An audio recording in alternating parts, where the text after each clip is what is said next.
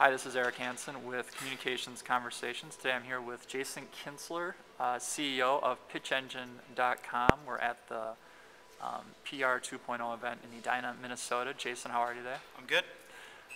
Just wanted to ask you a few questions, some of which we've discussed in the other room here as you gave the keynote just a few moments ago, and some of which came up in my head. You talked a little bit about you guys work with so many of the big brands, but you also work with a lot of small brands too. And one of the ones you highlighted in that video or in your presentation was Jackson Kayak. Can you talk about other success stories you've heard from other smaller brands or individuals that you work with at Pitch Engine? Yeah, Eric, the success stories they kind of run the gamut. People use social media for different things, as you know, whether it's a customer service or a PR related thing, specific to PR. But there was a politician who ran for a Democratic Senate seat in California. He had 20,000 views on his social media release in like a week. To me, that's a pretty big success because he utilized it not as the sort of formal press release that he issued and posted on his blog or on his website, but it was a piece that was a little bit informal where he could speak to his constituents and they would share it and make it viral. And you think of that in the campaign perspective, Obama utilized social media to share all that content, to share letterhead and the logos and all that. You think of that in a little bit smaller scale, that's what you're doing. You're enabling your constituents, your followers, your influencers of your brand to share that content and make it viral. So yeah, lots of stories like that. Okay, cool.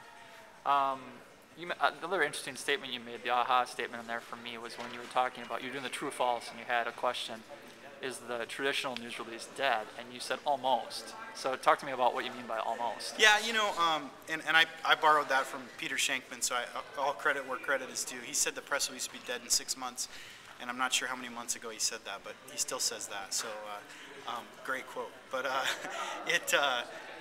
think for many PR firms and for many PR pros, it's already dead. I haven't built a traditional press release in a long, long time. We have a lot of agencies that are signing up and sort of going all in. They open up a social media release template and they build their release in there, and they think about it differently.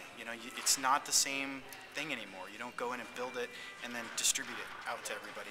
And so I think that I think it hasn't been fully adopted, obviously. But before Pitch Engine, I don't think the social media release was adopted. We're at 20-some thousand social media releases out there right now. So I think adoption's happening, but I think the SEC requirements for earnings disclosures and for public companies, I think that's a big catalyst for they're starting to loosen it up and allow blogs and websites to post that content and be a legal place to disclose those earnings statements. I think that's the big key. We get all the press content together. It doesn't need to be in a press release to be any more official than a social media release or on Twitter. Right. So I think it's coming. I think it's going to die hard, but it's coming. Right, little by little. Yeah, right? Exactly.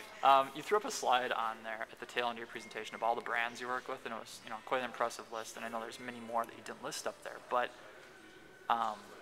I saw a lot of retail brands, and I know the rationale behind why you're featuring those, obviously. But is there any other trends or other organizations that you're seeing use your service more than others? And what about B2B? Is there a lot of B2B orgs that use Pitch Engine? Yeah, I think B2B use it. I think it translates very well for B2B because they're sharing with businesses that also understand it. So if it's a software company, they're putting that content in there, they're sharing it, and there tends to be more interactive things that need to happen. There might be some kind of video where you got to explain it, or maybe it's a PowerPoint you want to embed.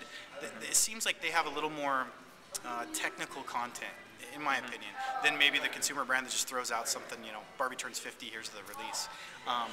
So I think they're definitely using Pitch Engine, and I see a lot of nonprofits as well using Pitch Engine because it doesn't have to serve a particular purpose. It's not just for journalists, just for bloggers. Right. It's also for influencers and consumers. So. Right. Let me wrap up by just asking a personal question. What's many people, myself included, have been following you for a long time. We've kind of come along for the ride with as you launched your company, so to speak, and just interacted with you online. What's one thing that most of us might not know that haven't met you in real life that they might know from you now?